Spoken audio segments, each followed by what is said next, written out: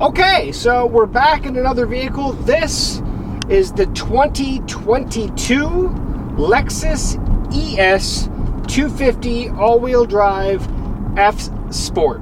So, well, let's dive in.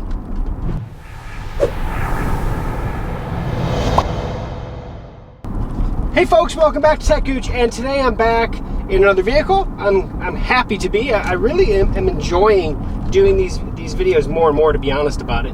And this one is a little rushed, I'll be honest, to start. So if it feels a little rushed, it's probably because it is, because there's a snowstorm coming into Chicago, so they're actually coming to get this vehicle 2 days early, and that's tomorrow. So I was planning on shooting this tomorrow after work, and I kind of have to do it tonight before the sun goes down. So I do have at least a good hour, but I thought I'd try to see what I can get out of this. But this is the 2022 Lexus ES all-wheel drive version F Sport model. So the ES 250 line, there is a hybrid version of this vehicle, and I think it's the 300H. And then they also have the 350 series, which has the larger V6 engine versus, well, this one has a smaller, I think it's 2.5 liter 4-cylinder. And if you've watched, and I'll put a link at this video as well, I did the IS 350. Now the IS versus the ES, essentially the ES is the larger vehicle, right? It's larger in about every way possible. It's longer, it's wider, it's got more trunk space, it's got more leg room. It's a larger vehicle. And in doing so, this specific model, the 250 series, even though this is an F Sport trim, doesn't feel quite as sporty. Now, the F Sport trim does give you the handling, nice, good suspension, good cornering, but the smaller engine that's in the 250 series, not going to feel quite as spry, I think, as with the 350 would. Now, I did the IS 350 F Sport, which is the smaller vehicle and bigger engine, and that thing blew my mind. I mean, it was awesome. I seriously think back, that is so far my most fun vehicle I've ever reviewed. One of the most fun vehicles I've ever driven was that Lexus IS 350. And I think if you put that 350 line in this ES, which they do, I have not driven it, but if you're looking for the F Sport like this is, I think that might be what most people are probably thinking, to be honest about it. This one's going to give you a little bit better fuel economy than that 350 series would, because in this one with the 4-cylinder, we're going to get, I think it's 28 combined. So yeah, actually pretty decent fuel economy in this guy. The larger feel as well, it definitely feels larger. It definitely does not have the same turning radius the IS does. So if you're kind of thinking of where you want to be, if you want to have that extra room, knowing that the vehicle's longer is not going to be as spry, then the ES might be the way to go. And of course, they have the ES 250 versus the 350. My time with the ES 250 that I have here, I've had for 4 days now, and while I wish I would have had an extra couple, I understand. That said, there's a lot to like, and there's several things that I wish were different. And that's what we're going to go into essentially here. And most of this is actually going to be with the driver compartment, more than anything else, to be honest about it. Basically just the stuff here around the driver. That's most of my gripes about this specific vehicle. The fuel economy is good. I think 28 combined for a larger sedan like this, even with being the F Sport model and everything, I think it's solid. Absolutely, not bad at all. But there's several things about the driver compartment here, with the displays, but also with everything around me, that I'm not as fond of. So that is actually where we're gonna take most of our time. I will say this as well. We're going to come up to a stop sign right here. I'm going to hit a little bit just to listen to the engine noise.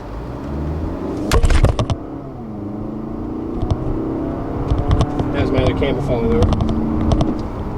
But it's a little noisier than what you'll get in well, the 6-cylinder for sure. It's got that standard 4-cylinder noise. Not terrible, but you know, it is a Lexus. It's a little quieter, I think, than some other vehicles out there. but that's where it lies. So let's, I'm gonna pull off here so I can actually focus on the driver area. So let's do that next. Okay, so let's start here by the driver's perspective, right? And we're gonna start all the way to the left and talk about everything as we go. So let's start on the door first. You do have door, presets on the seats on this model. So I can actually have presets for obviously different drivers. We have our controls for our door locks as well as the mirrors and windows. General stuff. Over here we do have our gas, basically our fill, so you push that when you actually go and fill out and pops the door. And then we have our trunk release and then the hood latch down here. This, the little I, which is the only button that I have on this model, this is your heads-up display. And so right now we actually have the heads-up display. You can just kind of see it there. If I push that I button, it disappears. Push it on, it comes back on. Now, and of course, it doesn't do that. You don't see. So if I go my f-stop, it's nice and smooth. So off, on. Also, if you're not familiar with heads-up displays, if you go off to the passenger viewpoint, that disappears, right? It's only from the driver's viewpoint. It's essentially bouncing off the window from this hole down here. But that's what that is. So then we have our instrument cluster, or basically our cockpit view, right? And this is a standard on the Lexus. Now we can actually change the pages here on the left-hand side of the steering wheel. Also, if we actually click this multi-page button, we can go from our standard view, which I will show this. I can cycle through various options, right? If I click on this button here, it'll actually motorize this thing out of the way. And now we have the pages over here and give you more detailed view, right, from everything. So just a little bit more. And obviously if you want this in the center, you can do that quick and easy. And it just gives you a different layout of how everything is. Puts the fuel gauge on the bottom in this mode, puts it on the right-hand side in this mode. So that's up to you if you want to go through that. And that's just the standard Lexus design. Volume up and down, speech or voice mode there. Basically all your cruise and your selection. This is like the track back and forth and stuff like that, your sonar, all that stuff. Lane guidance. This does have lane detection, like most of them do anymore, and it does correct you if you start getting out of your lane. Now up on top here we have our traction control on and off. Just push button and you push that and you get it off, or push it, put it back on. Over here is the knobs that we go between sport and eco mode. You cycle it up for sport, down for eco, so up, down, and then push it in for normal mode. So that's our driver center. We have paddle shifters on this guy, and then of course your blinkers and your mist control and stuff. We have over here nice large display that we can actually cycle through, and if you are familiar with Lexus, you do get a trackpad. Now, oh, look at that, from holding the camera, look at that. Trackpads, I'm not a huge fan of in vehicles personally, so this would be one of those things that I would want them to change, because specifically when you're driving, you know, I don't think I should have a mouse cursor to push on this thing. Now, of course, you do have a passenger possibly, but you know, they do even give you this little palm rest to kind of put your hand on, and obviously if you're driving in city streets or bumpier roads, it's going to be hard to actually use this, especially if you go and you hit the menu button. It brings up the menu and you kind of slide left and right. This one is harder to do, specifically when you're driving, because it's really touchy to go to the next one. This trackpad does give you feedback. You can kind of hear that clicking, just tactile feedback, so you know when you're getting to the next one. But it's one of those things that, yeah, this works, but I typically just go up and actually hit the screen, because I know exactly where I'm going to hit, specifically when I'm driving, because it's not going to go all over the place. So that's one thing that I think that there are other brands that do this better, like BMW's track system selector. I'm not as big a fan of the trackpads, personally. So I'm not going to go too far into that, but that's that. This cup holder design is weird. Let me bring this back down so you can see more. There we go, sorry about that. So we have one cup holder in the front and then one cup holder in the back. This cup holder is variable depth, so you can see right now it's there. If I lift this up, this little door, you can kind of see it. Lift up, and now I have a deeper cup holder. And then if I push this button right here, sorry about that, it bridges. So if you have a tall mug versus a shallow mug, you do have a tray there. I actually like that a lot. But then up here, you can see in front of the cup holder, we have a spot where I can actually put my phone essentially. It's kind of different. But of course, when you do that, you are blocking things here. We do have a door that actually will close, but then in order to get to the USB ports and everything is in front here, and you're gonna have this door open, which keeps this door from, you know, it's just kind of goofy. This little setup here, I wish it would change a little bit, because I would actually place those USB ports, or at least one of them, in here, because this is where your wireless, your Qi charger is in here, which you can see how it actually kind of goes up. So if I take my phone, place it up there, that's where the Qi charger is, and only in here is a 12 volt port. So, and it is charging, and you can tell it's charging from the amber light versus a green light. And this is a MagSafe iPhone, so it does work. You know, decent sized cubby here underneath the armrest, but I don't like, you know, yeah, I understand this, put it on the Qi charger, but, you know, same token, I don't know, it doesn't, you put it in there and now you don't see your phone, and hopefully you don't forget it in here, right? So that's where we are there. And let's see, climate controls, I like this, actual buttons, actual up and down knobs, or basically cycle switches there. I like that. Actual volume knob here, so that's a huge bonus in my opinion. Volume knob, and then the knob behind it is your tune knob. So actually having knobs, I definitely prefer knobs over push, especially touch buttons. And then we do have our heated and cooled seats. Now these are, you can choose heated or cooled, or ventilated, I guess is maybe the better way to put it, or auto. And the auto will actually cycle by the thermostat, pretty cool. And then heated steering wheel, we can put that on auto as well, or we can manually control it. Just like the heated seats, right now it's on auto, now it's on full, medium, low, or off.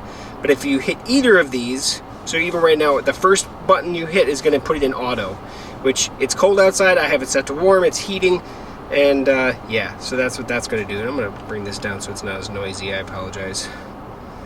But yeah, that's that. This button, and this is for the passenger over here, same exact stuff. This button here though is for the shade in the back. Let's show you that now. So if I push on this, back here, it brings a shade up in the rear window. Now that's like a $550 option or something, but it is kind of cool. Puts a nice little shade back there. So, some nice things, some things I would change. I do like the larger screen. I wish that this would be a virtual cockpit. I think now with these more luxury type vehicles, I think the virtual cockpit is becoming a standard. I've seen it more and more in other vehicles that I haven't technically reviewed, but I really like the virtual cockpits too. They're fantastic. And of course, this is a tech channel. I love tech. That would be one of the things that I would change. I also don't like the placement of these knobs in here for traction control and the modes. I would get those out of there, but you know, that's just me. It's not a big deal. And the other thing I would definitely change is the trackpad. Aside from that, the IS, or the ES 250 here, the ES model, definitely larger vehicle than the IS that I did before. It gives you a lot more room, not as good a turning radius. Obviously, it's a larger, longer vehicle, but just as fun to drive for the most part. Of course, it all depends on what you're looking for, but solid vehicle. Thought we'd do our quick walk around since we're here. You can see the nice front end. I think it's a beautiful vehicle. I don't think it's quite as beautiful as the IS personally, but it is a beautiful vehicle. This also does not have the 360-degree camera system, so we don't have any cameras up front or underneath the mirrors, just the one in the back. The wheels, I do like the black wheels. I gotta say that. Coming around the back here. And so there's our one camera back here. Which kind of purrs. Got our nice F Sport emblem there. And then we have the daytime running lights on now. Maybe I should throw the lights on to show you what those look like. So the headlights work really well. They're very well designed. LED based, obviously. And nice and strong. And if we go to the back, also pretty attractive. Nice little scoop type. Yeah, it's an attractive vehicle. Okay, like usual, I like to do the entry into the driver's side. So here we have our seats. We have our full adjustment seats, back, forward, up, down. We can adjust our back electrically and the lumbar. So you can see the lumbar there. Nice setup, pretty easy, pretty simple setup. So we have the driver and passenger here. And of course we already went through all that. It looks like my daughter made it a little dirty, but yeah, there we go. Okay, that was short and sweet, but let's go to the back side because we haven't done anything in the back yet. So you can see, like I was saying earlier, we have plenty of space in the back seat. Now, again, I'm 5'11". I have the driver's seat back a decent ways for me because I like it back, but not all the way back. And I still have, I don't know, 4 to 6 inches, give or take, feet on the ground. Nice spot here to put a tablet or a book or a magazine. We still have those nice Mark Levinson speakers. We do have control back here, but we just of the volume of air, no temperature control. 12 volt USB, just type C though back here. And that's the one thing that I do wish was up front was type C connections as well. It's a solid back seat. It really is. Very comfortable. We do have, down here we do have our cup holders, which are the standard variety. Cups could move around here a little bit because we don't have any of the spring tensioners or anything like that, but nothing a big deal, to be honest about it. It's a back seat. And oh, back here, I didn't look at that yet. Look at that. Access to the trunk. Look at that. That's kind of neat, and it is lockable. So that's kind of cool. I didn't even notice that before. Sorry about that. Alright. But yeah, child seat hookups in both seat locations. And I believe that's actually where the subwoofer is up there. But yeah, not a bad rear seat. Okay, so let's talk about that hands-free option for the trunk space. This is a $550 option, but it is available. I have my hands full, let's say with some suitcases. I can take my foot, I can kick under, and it will open that said trunk for me. I don't have to touch a thing, it'll do it for me, right? Now this is a fairly large trunk. I may have to go grab another suitcase. That said, that's 1, that's 2, that's 3,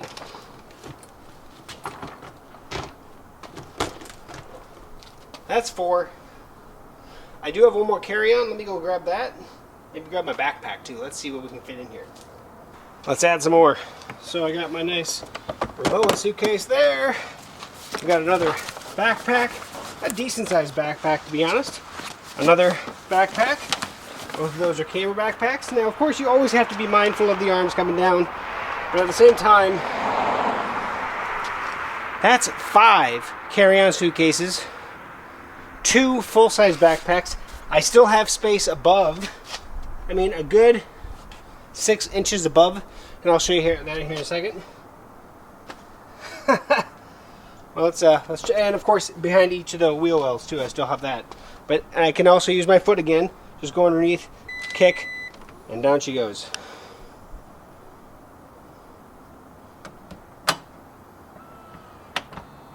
That's pretty awesome.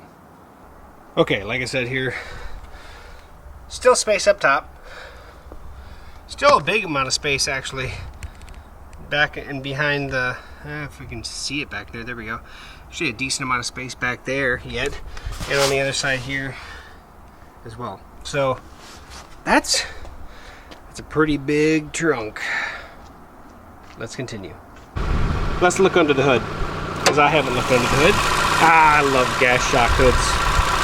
Nice little small 4-cylinder there. Nice and curvy. Easy access to the battery.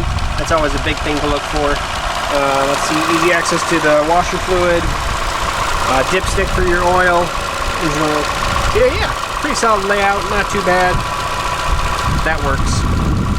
Okay, so this end here video, I'm going to dub over me driving the vehicle, so I have some exterior footage. However, the microphone gave out on me, and something I have to send in and get repaired.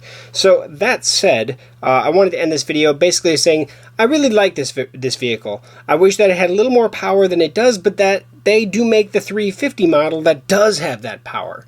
Now this vehicle, as equipped, the ES250 all-wheel drive F Sport trim in the iridium color, packages out at $53,565. Now that's with the Mark Levinson navigation package, the heads-up display, the the LED headlights, and all the other stuff that's got a lot of smaller stuff. Solid vehicle. The fuel economy is solid, 25-34 with a 28 combined. Really good fuel economy, essentially. And it's a good, larger sedan with a lot of luxuries.